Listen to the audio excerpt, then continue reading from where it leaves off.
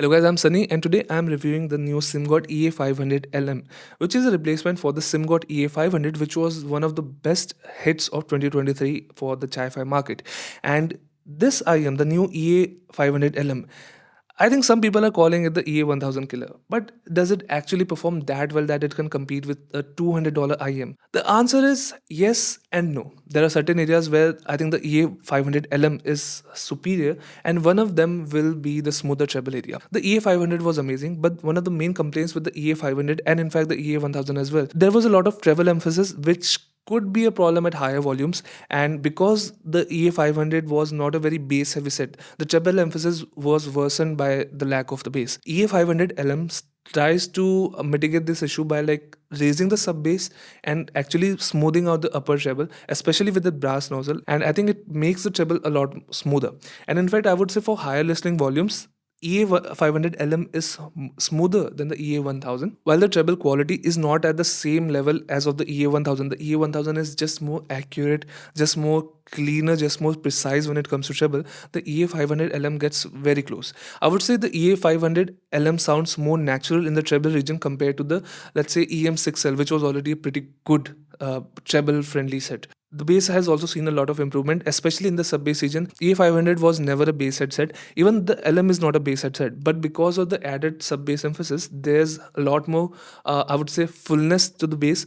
The bass texture is amazing, like the EA500. It has a lot of physical qualities to it, and because it's a dynamic driver with a very good ventilated shell, it's clean. It does not get congested when it comes to heavy hitting bass tracks. It feels more like a very well tuned 2.1 system instead of like a home theater system that's filled with like 2 or 3 subwoofers. It does not compete with the EA1000's bass because that's amazingly well done. The EA1000 has a lot of texture to it, there's a lot of clarity to it. It gets close, but not as good as the EA1000. The bass is definitely better on this one compared to the EM6L. The EM6L's bass feels flat, a little lifeless.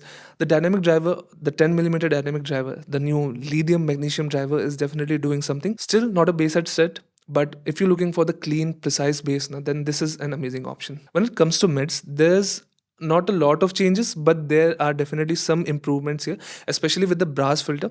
I think the brass filter is the best one that you should pick. It adds a little more mid bass, a little more lower end mids, and it also tames down the upper mids area. But I would also suggest Simgot to try a more flatter mids response like some IMs are doing, for example the Performer 8 or the new Hype series. Love to see what Simgot can do with such a tuning. So let's talk about the technical chops of the EA500LM, and this is where the EA500LM shines, because compared to the EA500 original one, it has a lot rounder soundstage, it has better imaging, it has more resolution, I would say.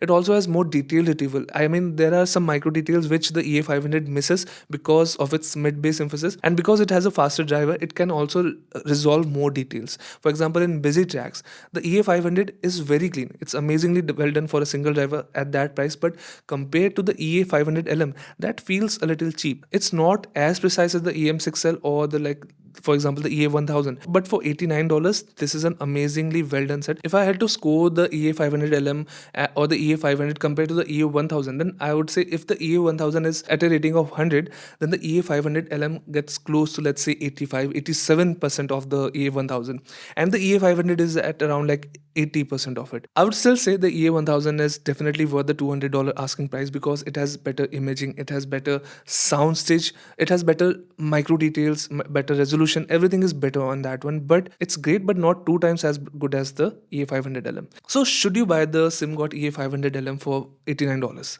And the answer is difficult to answer because I have not heard all the other IMs priced in this category. What I can confidently say is you should definitely consider the EA500LM if you are looking for a natural sounding yet highly resolving set under $100 that sounds like a multi-driver IM. If you're looking for a bass headset, if you're looking for a lot of treble, if you're looking for a very flat mid response with a very low pinna gain area, then this is not the IM for you. So let me know if you have any other questions about this set. I will try to answer them in the comments. And thanks for watching, and I will see you the next time.